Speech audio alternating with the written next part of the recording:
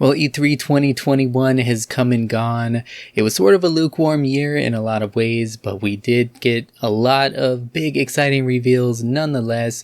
I'm here to talk about all the best stuff today. There's no way I can talk about every single game that was shown off this year, but I'm going to talk about all the ones that I found most exciting, that I'm really looking forward to, and I think you should be excited about as well. So first of all, we had Ubisoft, and Ubisoft showed off a new upcoming Rainbow Six game. Is called Rainbow Six Extractions. This is a co-op shooter. It's like humans versus aliens, so this is kind of new ground for the Rainbow Six series. Usually we think of kind of more realistic warfare with Rainbow Six. This is taking it in a whole new direction. A more sci-fi setting. It looks crazy. It looks kind of more like a Killing Floor type game. Honestly, I don't play too much of these games. I don't play Siege or anything like that, but it does look kind of cool. I'm sure a lot of people are going to be excited about this one. They also showed off Riders Republic. It's news to me. I guess they showed this game off last year, but I wasn't aware of it. This is kind of like an MMO extreme sports game. You got bikes, snowboards, snowmobiles, jetpacks, hang gliders, flying suits, paragliders, all kinds of different extreme kind of gear, and it merges all of this into one big massive world where you have tons of players either racing together on different things. So it shows like people in flying suits flying overhead, and then down below you got people on dirt bikes and things, and they're all racing through the same area but taking different routes, of course. It looks super exciting. I wonder how they're gonna manage to bring all these different types of sports together though, and make each one feel different. Not only different, but fun in its own way and really fleshed out. You know, without focusing on one thing, are they going to be able to provide a satisfying experience with each type of activity that they're including in this game? Or is the experience going to suffer from lack of depth? I don't know, but only time will tell, and it looks really exciting. It looks really cool. Ubisoft, of course, talked about other things like Far Cry 6, stuff we've seen before. The big, exciting reveal at the end, though, which Nintendo spoiled. They really stole the thunder here. Nintendo leaked this information beforehand, but yeah, Ubisoft showed off the new Mario and Rabbids game. It's called Sparks of Hope. Despite losing that surprise factor, it still looks really cool. It was a cool trailer. It looks like a Mario Galaxy inspired game. You see like a rabbit, Rosalina and Lumas and stuff. They're in space in this rocket ship. And Mario's got these like laser gun blasters, and they land on this other strange planet, and you see all these crazy bad guys. It looks pretty cool. I think the Mario Rabbids game was a little divisive. People either loved it or hated it. It's a way different from anything that I think either Mario or Rabbids have been in before, and the two coming together in a like XCOM turn-based strategy genre, the whole thing is really strange, and I don't think anybody could have foreseen any of those properties or genres coming together, but it did. A lot of people loved it, a lot of people didn't. This game looks really cool though. Next up we had Gearbox. Gearbox did a lot of talking about the upcoming Borderlands movie without really showing anything from the movie, just kind of following behind the set. We saw Kevin Hart being interviewed, who plays one of the characters. Couple of cool looking game reveals though. One of them is Tinytinas Wonderlands, and this is basically a Borderlands spin-off, but it's set in like a fantasy setting. We see this dude shooting, like he's like forging a weapon with steel, and then you see him blasting at a dragon in the next minute. So it's like dragons, fantasy setting, but still Borderlands. And this is a standalone game. You don't need to know anything about Borderlands to dive into this, is what they were saying. It looks pretty cool. They were boasting a lot of big names in the credits. Andy Samberg, Wanda Sykes, Will Arnett. Big Hollywood talents going into this game. The other one that looked interesting is called Tribes of Midgard. This is like a hack and slash survival game. You can go out on these quests and fight monsters and get loot. You bring the loot back to your village and you can use it to kind of build up your village's defenses and craft better items and weapons and things. You want to build up your village's defenses because it's like part survival game. At night, monsters will come out and try to attack your village. So it's part, by day it's hack and slash RPG. By night, it's like, I don't know about tower defense, but it's a survival game. So fortify your village. Every couple of days you get these big giants that come out and attack, and you can still wage combat in real time as you're defending your base. It looks really cool, looks really interesting. It doesn't look like a AAA title, but it looks like a really fun indie game, and I'm all about it. Oh yeah, and you can play it single player or online co-op, so that's pretty cool. Alright. Next up, we had the Xbox and Bethesda showcase, and this was a big one. They showed off 30 different games. I'm not going to go over all of them once again, just some of the new stuff that was new to me and exciting. First off, they showed kind of a teaser for Starfield. Starfield is Bethesda's new big open world RPG. It's kind of like Elder Scrolls in space. It's like a sci-fi massive open world game. We don't know much about it. We didn't see any gameplay, but we did see some in-game alpha footage, and it looks awesome. It looks truly next gen. It was really impressive being early in-game footage. Not pre-rendered. It looks pre-rendered, but there's so much detail. It looks so sharp, so clean. Very cool. I'm definitely gonna be on the lookout for this one, as I'm sure most gamers are gonna be all over this thing when it drops. We gotta look at Stalker 2, and I never played Stalker 1. Didn't really know anything about this, but it looks very dark, very bleak, post-apocalyptic, first-person shooter, something kind of reminiscent of Metro or Fallout. Very dark, fighting off these monsters and mutants and gross stuff. Looks very, very cool though. Graphics look very impressive. Looks like there's a lot of interesting story and dialogue with these other characters in the game. Something to look out for. Looks pretty interesting. Battlefield 2042. This thing's just around the corner. It comes out in October. This thing surprised me. This really blew me away. I'm not the biggest Battlefield fan. I've always had a hard time getting into these games, but my goodness, does this look incredible. It's a return to form for Battlefield in a way. With the focus being on multiplayer, there's no single player story to my knowledge. It's multiplayer only, focuses on big massive battles, tons of players on this gigantic map. But of course it's in the near future setting, so they showed off this massive cityscape. You got these high-rise buildings. You have dynamic weather in this game, so there will be like tornadoes coming through, right through the battle zone. It looks absolutely insane. So much chaos. You got people on foot ziplining from building to building. You can actually go in the buildings, take the elevator up to the roof, parachute off. So much stuff you can do just on foot, but you don't want to be on foot in this game. You want to be in a vehicle doing more damage. Of course, there's driving vehicles, there's helicopters. At one point, they drove a Hummer off of a building and crashed it into a helicopter. There are jets. There are all kinds of crazy... It's just going to be pure mayhem. Pure mayhem, pure carnage, pure chaos. It looks crazy. Graphics are gorgeous. There's just so much going on. Oh, man. Really a sight to see. Game's gonna be nuts. As cool as that is though, it was really an afterthought. Everything else was an afterthought after we saw Halo Infinite. Oh man. First of all, I did a reaction to the initial Halo Infinite reveal we had last year, I think it was. I was underwhelmed, like most people. It looks so much better now. They've really done a lot of extra work on this thing in all of the extra time that they've had to kind of polish things over. We got a slight teaser of the story campaign. Master Chief is in this very bleak, very dark place, a very desperate time. It looks like he's all alone, and there's this wreckage and dead bodies all around him. He's in space somewhere, and he's lost Cortana. There's a new Cortana replacement he's talking to.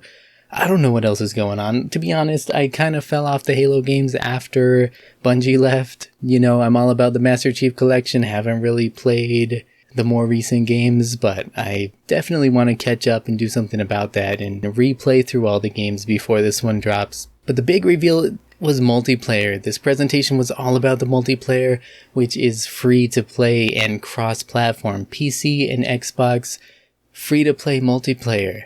And the multiplayer looks awesome. I was getting so excited. I was getting chills when I saw this thing in action. It looks so good. There's a lot of new tweaks, new features, new maybe improvements, you would say. There's like grappling hooks. You can grab stuff with it and throw stuff at people. You can grapple your way onto a vehicle. It looks so cool, man. So much cool stuff in this game. Through it all, it still looks like it's going to have that classic Halo multiplayer feel, just taking up a few notches, but I think it's still gonna feel like Halo. It still looks like Halo, only way more gorgeous than anything we've seen before. Still sounds like Halo. That announcer is there. Killing spree. And all the sound effects we know and love. Oh man, I cannot wait for this. And being free and crossplay, Halo really wants to be the dominant multiplayer game again like it used to be. I mean, not the dominant, but it was a dominant multiplayer, very relevant game at one time, and I think it's going to come back really, really strong with this. Everything else is downhill from that. No, I'm just kidding. We saw a lot of other cool games on the Xbox showcase. One of them is called Shredders. This is a new snowboarding game. It's been a while since we've gotten any new snowboarding games, so I'm pretty excited about this. I love SSX. I love the first two Amped.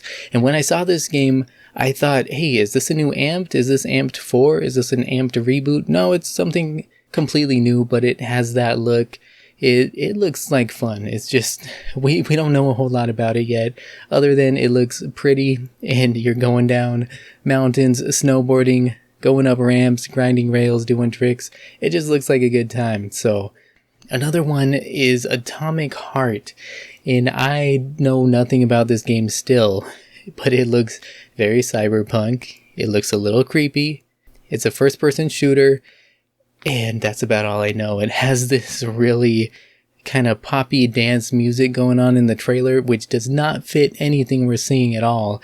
We see a lot of creepy looking robots and weird alien-like stuff going on here, and you're shooting, and it looks like there's some sort of a stop motion mechanic, like controlling time. You can freeze time around you, and I don't know, but the graphics look absolutely mind-blowing, so realistic. I don't even know. I was shocked. I was in awe of this trailer, and I want to know more. I want to know more, but yeah, it looks incredible though. These games are looking like next gen, finally. When this gen dropped, I was saying that the difference isn't that noticeable. There's not really a big jump in graphics from last generation to this one.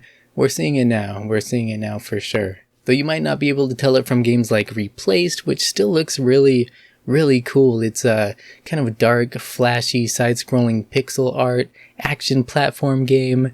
Kind of reminds me of Katana Zero, only less chaotic. The trailer was really cool. It had this 80s synthwave music going on. Sounded like a Dr. Disrespect song was playing. I don't know. Again, I'm going to be on the lookout for this one. I think it looks really cool. Then we saw two new games in the Auden Chronicles series. This is a new series, I believe. And what I hear, I was listening to Johnny Millennium talk about this, and he says this was from the creators of the Suikoden series. But yeah, there are two different games here. There's 100 Heroes, which they were showing off for the most part. It's like a traditional JRPG, but it looks very Octopath Traveler inspired. You have these pixel art characters in these gorgeous 3D worlds. It looks really cool. That one's not coming out until 2023, I believe. But in 2022, we get the other Auden Chronicle game called Rising, and they only showed a few short seconds of this thing, but it looks like more of a side-scrolling action, like a side-scrolling 2D hack and slash game of some sort. I don't know, but I wishlisted these on Steam. I'm going to be looking for more information as it comes out. Still got a while to wait for these. We also saw a game called The Ascent. This looks like a co-op twin-stick shooter. Looks very cool. It's coming out next month. I don't have any more information, but something to check out. Age of Empires 4. I have not even played Age of Empires 3. I'm not really a fan of real-time strategy games, but I was surprised to see this. I didn't know they were making Age of Empires 4. It looks cool. It doesn't look super realistic or anything. It looks a little too colorful and bright to be a realistic war game. However, Age of Empires is always going to be special in my book. Age of Empires 2 was the very first RTS game I had ever seen in my life, I believe. I remember watching my friend play it for a bit when I was a kid, and I was just amazed. It looked so cool. Played a bit of it myself. Again, it's not really my genre, not really my cup of tea, but it looks very cool. It's special for its own reasons to me. We got a teaser for Outer Worlds 2. When this trailer started, I thought it was a Fable ad. I thought it was going to be the new Fable game. Unfortunately, we didn't get any info on the new Fable. But that's kind of the tone this trailer took when it started out. Turned out to be Outer Worlds 2. It was just kind of a tongue-in-cheek humor, just revealing the game's title, The Outer Worlds 2. But they didn't have anything to show, and they knew it, and they just told us flat out, we don't have anything to show. So here you go, here's the title. We got quite an extensive look at the upcoming Forza Horizon 5. Game looks absolutely gorgeous.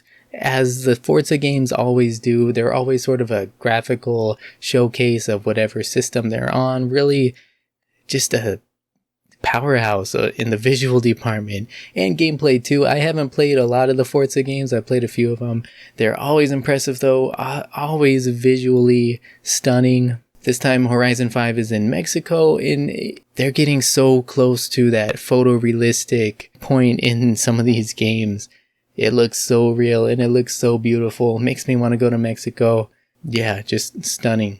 Finally, they showed off a brand new game from Bethesda. This was from the studio behind Prey and Dishonored. It's a single or multiplayer open world first person shooter, and it's called Redfall. Looks like it deals with vampires. It's like a dark, vampire shooter kind of thing. Really not much information there, but looks interesting. That was their big final reveal of the night. For me, Halo stole the show, for sure, as a big Halo fanboy. But so many games. They showed off so many games. I couldn't even talk about all of them, but man, it was really quite a showcase. I would have liked some Fable news, but you know what? I'm fine. They did more than enough as it was. Definitely one of the strongest points at E3. I'd say they probably tied with Nintendo, but next up we had Square Enix. And Square Enix had a few exciting things to show off. First up was Guardians of the Galaxy. They did a really kind of lengthy reveal of the new upcoming Guardians of the Galaxy game. It looks a lot like Mass Effect in a lot of ways. It's this third-person action shooter / maybe RPG game. Definitely has some of those RPG elements where your choices matter. You have dialogue with your teammates and other characters, and they really have big impacts on kind of your relationship with your squad and other maybe consequences with the story down the road. Looks very much inspired by Mass Effect in those areas, and just it's a action adventure shooter game. You play as Star-Lord. You get to use his blasters and zip around on his rocket boots, and you get to issue orders to your team as well. So while you're in battle, you can kind of strategically use your team to do this and that. They'll also be necessary in overcoming certain obstacles in the environment. Really work as a team even though it's a single player game. It looks very cool. The graphics look really nice. The character designs are not based on the movies, they're more based on the comics, which I'm fine with. I don't like Star-Lord's design though. Looking at him just kind of pisses me off. I don't like his design for whatever reason, but that's okay. That's just me. Overall, looks like a very cool game. I am looking forward to it. They also announced that the first 6 Final Fantasy games are getting pixel remasters, which are going to be available on Steam as well as mobile. This is cool because I've been waiting for the first two Final Fantasy games to be on Steam for a long time. I have most of the others already, but some of the other early games too, they are not the pixel versions anyway. They're 3D remasters, which I think came out on the 3DS or something. That's what they're based on. So I have Final Fantasy 3, but it's a 3D version. It will be cool to have the originals in a, updated pixel, true to the original but higher resolution kind of format. We also got a teaser for The Legend of Mana, kind of anniversary edition remaster. There was this nice anime cutscene, and then we see some of the pixel graphics too. So again, we've had I think more like 3D remasters of the Mana games. I could be wrong about this, but this looks like a true to the original remastered version. They showed off a couple mobile games. There's a Nier game called Nier Reincarnation, which looks actually really beautiful for a mobile game. I'm not all that excited about mobile games normally, but this looks really cool. There was also a Final Fantasy one. It looks like kind of an action shooter based in Final Fantasy VII in that world. I don't know anything about it, but it looks cool. Keep an eye out for these. They revealed an upcoming game from Platinum Games called Babylon Fall, and this is like a 1 to 4 player hack and slash action game. Looks kind of Souls-ish, but you have different types of characters. You have warriors, you have mages, you have archers. And it looks like you're going up through this tower trying to get towards the top, going through harder and harder floors of enemies, and as you do, you can kind of upgrade your characters and equipment. It doesn't look next gen. It will be on PS4 and I think PS5, but it looks really cool. Everybody loves Platinum games. It's hard to imagine they'll go wrong with this one. It looks really, really fun, really good. Last up though, this is what I'm most excited about. Stranger of Paradise, Final Fantasy Origin. This one's being developed by Team Ninja. I love Team Ninja. I love the Ninja Gaiden games that they did. I love Dead or Alive, those games. And this looks kind of, again, like a Souls-like hack and slash game set in the first Final Fantasy world. So you have characters from Final Fantasy 1, and it just looks like a ton of fun. This hack and slash action game. I expect it to be difficult. I expect it to be flashy and fun, like any action game from Team Ninja, Very excited for this one, especially to go back into that world of the first Final Fantasy game. But, in a different genre, a totally different experience. This is going to be great. Intellivision had a nice little presentation. It was about 10 minutes, but they packed a lot of information into it. A lot of it was things that we had already seen and heard before. But, I might do another video about this. I would like to explore this a little bit more. All I can say is that it showed off a number of games. These games are looking better and better from what we've seen in the past, and I don't know if it's just that my enthusiasm for the console has grown, listening to Tommy's enthusiasm about the product, but it really is looking like a much better product. The games are looking more exciting as, development has continued. I'm excited for the Amico, and I will do another video about this, so I'm not going to talk about it too much here. Next up, we had Capcom.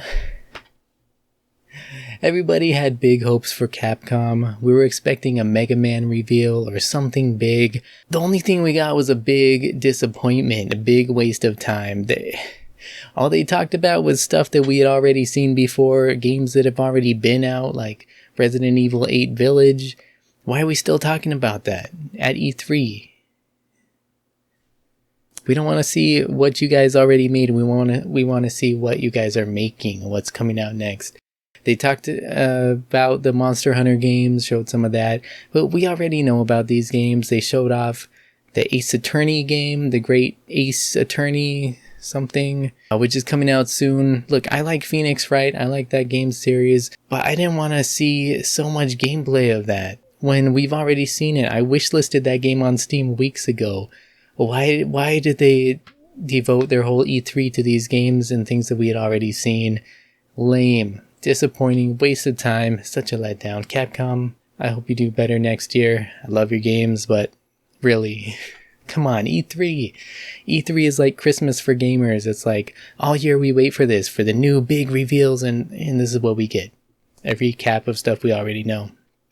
Anyways, after that, we had the PC gaming and future games showcases. Basically, a ton of indie games kind of overwhelming in number. I don't have the capacity to go through all those for this video, so I might do another video too about upcoming indie games that I didn't talk about here. I do love indie games. I play maybe more indie games than I do big titles. They're just easier to get around to. They're usually shorter, and I just like them. So we'll see. Let me know if you want to see a separate video on these indie games I've skipped over. Just when all of our enthusiasm had dropped, it was up for Nintendo to save the day, and that's what they did. That is just what they did. Bright and early for the last day of E3, they kicked things off with a bang. So first of all, a new Smash character, Kazuya, joins the battle. Kazuya from Tekken. It makes sense. I love Tekken. I'm a big Tekken fan, have been since the 90s. Kazuya is a cool character. It seems like there are so many characters to choose from, honestly. It first seemed funny to me that Kazuya would be the character announced, but it does make sense in a lot of ways. I mean, he's instantly recognizable. You see that character, you know he's from Tekken. He has a lot of cool moves, and he has these like things where he transforms into like the demon Kazuya. I don't know if that's for like his final Smash ability or what. It makes sense though. It's cool. I'm looking forward to this. Wondering if we'll get any more Tekken characters in the future. They showed off another game called Astria Ascending. Now this immediately reminded me of Valkyria Profile for the PS1 or Child of Light more recently. It has this hand-painted aesthetic, and it's like a side-scrolling 2D RPG kind of deal. You're going left and right, side-scrolling through the areas, but then there are turn-based battles on top of that. So it looks really cool, really pretty, you know, hand-painted anime-style graphics. I'm looking forward to this one. I wishlisted it on Steam because it's not only on Switch. They also revealed Super Monkey Ball Banana Mania. Now this is a little confusing. The trailer makes it look like it's a remastered collection of the first 3 Monkey Ball games.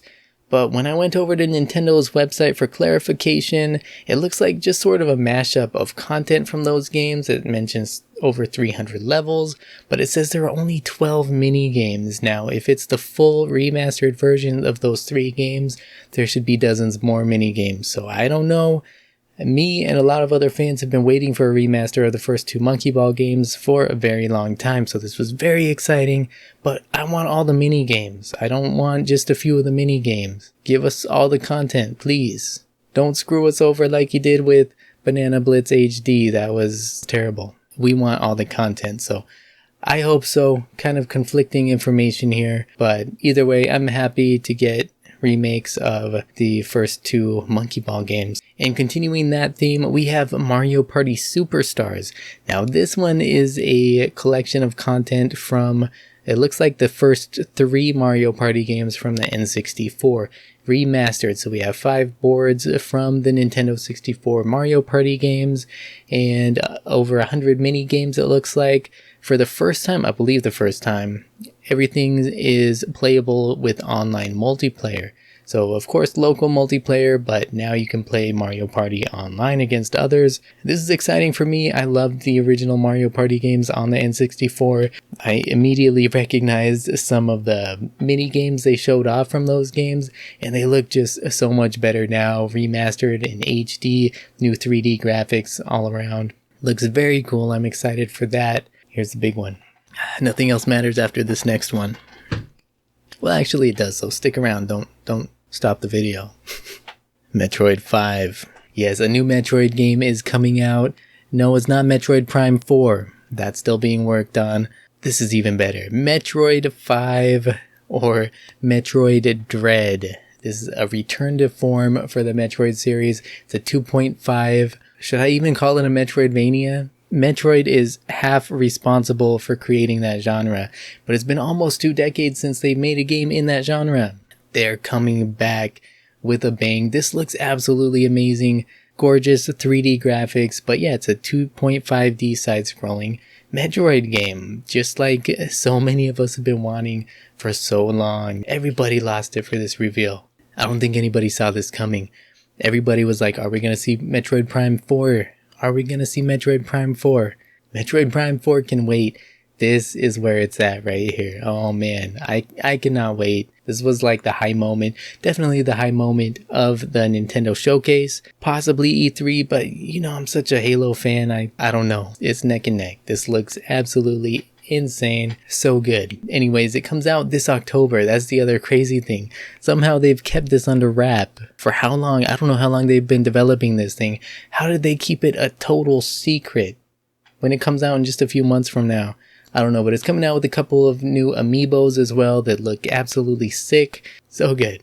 But we're not done. We're not done. There's some more cool stuff coming up, so check it out.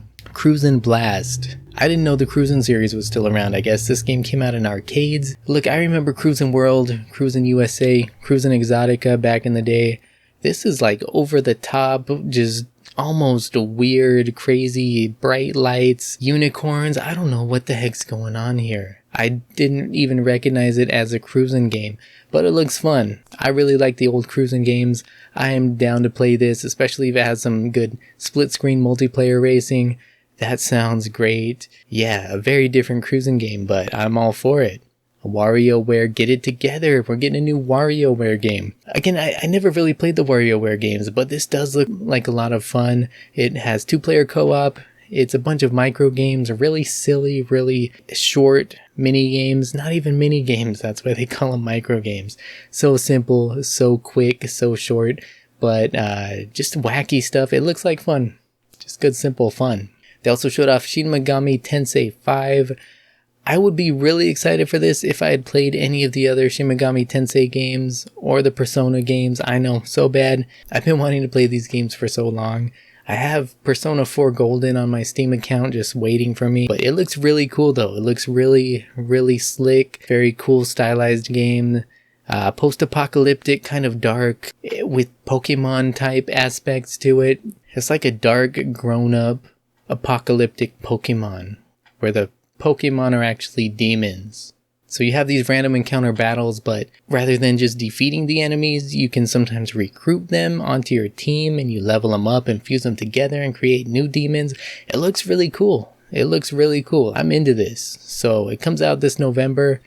We also got to look at a new Fatal Frame game. Fatal Frame Maiden of Black Water. Another series I never played. I'm not that into horror games, but it looks really cool. I think this series was big on the PS2 if I recall. This just kind of came out of left field for me, but it looks like a lot of fun. This one's being developed by Koei Tecmo. It's got some attractive character designs as Tecmo is known for.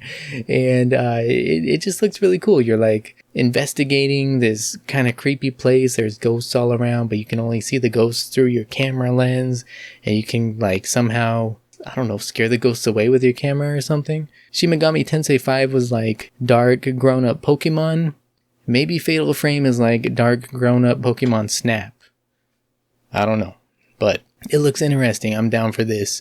But I'm super down for the next game, which is the Advance Wars 1 and 2 Reboot Camp. I love Advance Wars, and it's been so long since we've had a new one. It's a remake of the first 2 Advance Wars games, but totally remastered. It looks gorgeous. You got 3D graphics, and you got high-res, you know, anime character animations. So cool. I can't wait to play this game. I need to get a Switch. I got my daughter a Switch, but she doesn't share with me anymore. And she doesn't like the games I like, so that's only sort of true. But anyways, I need to get myself a Switch. And finally, closing off the Nintendo event, we got some Zelda news. Not much, but here's what we got. Zelda Game & Watch coming out soon. It has the first 2 Zelda games, Legend of Zelda, Adventure of Link, and Link's Awakening. It also has a special Game & Watch Vermin game that features Link instead of the standard Game & Watch guy. Looks really cool. Of course, they came out with the Super Mario Game & Watch recently. I didn't pick that one up. I'm probably not going to buy this one either, but it's a very cool collectible. A lot of people are going to be wanting to pick this up. Lastly, they showed off a little glimpse of Breath of the Wild 2. What can I say? It looks great. You know, everybody and their moms are hyped for this game. I never finished the first one. That's something I need to go back and play some more too, if I ever get myself a Switch. Yeah, so I haven't finished the first game. I don't know what's going on with the story or anything, but I can say that this looks absolutely great. It looks much like the first game graphically. However, the big difference here is that the setting expands from not just the ground, not just the land of Hyrule, but also the sky above Hyrule.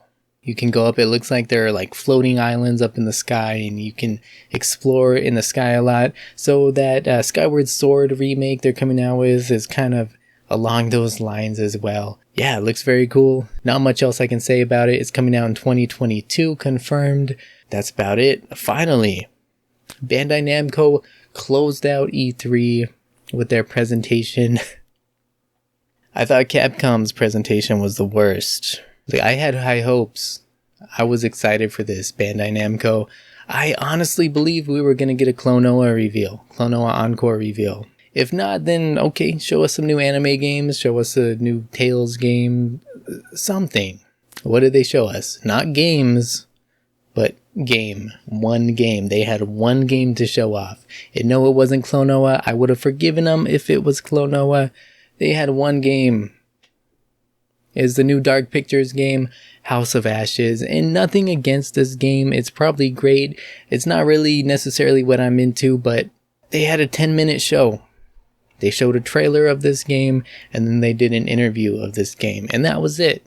If you have one game to show off, why even do an E3 presentation? Why are you going to end E3 on that stupid 10-minute show of one game that is not even a big deal? I mean, I'm sorry, lots of people like these games, these Dark Pictures games, and nothing against them, but I was so mad. I'm still upset about this. I've forgiven Capcom. Capcom, that was still a sorry show. That was a sorry excuse for a show, but Bandai Namco, what on earth were you thinking? That's it, guys. That's all I gotta say. Overall, you know, E3, it's been an exciting few days. I love this time of year. I always get so psyched up. One day I hope to go to E3 in person. That's been a dream of mine since I was a kid. So I hope we get to have E3 in real life again, in person. Go play some of these games. Go see some of these keynotes in person. It would be really amazing to be there and experience that up close. But overall, this year was sort of lukewarm for me. Nintendo had a very good show. Microsoft had a very good show. Everything else was kind of so-so, but we got tons and tons and tons of game reveals. Stuff I couldn't possibly talk about all in this one video. So there's still a lot more to be processed, you know, over the coming days and weeks. A lot of stuff that I probably missed. A lot of us probably couldn't keep track of or really quite catch everything that was being thrown our way. I can't wait to see more of these games and more of these indie games that I kind of overlooked. Definitely all the big stuff we talked about today and more. I mean, there's so much. Let me know what you thought of E3. What games are you most psyched over? What did I miss? I'm sure people are going to tell me I missed out on something big. I didn't talk about Back 4 Blood just because we had already seen it before. I didn't talk about new DLC for games that have been out already. This was just the stuff I thought was the most noteworthy. But like I said, I'm going to do another video for Intellivision. I'm going to do another video possibly for indie stuff that I skipped this time around. Let me know if you're interested in any of that stuff. And yeah, this has been a long video, so thank you so much for watching. If you're still there, I appreciate you. You have a wonderful day. I will see you next time.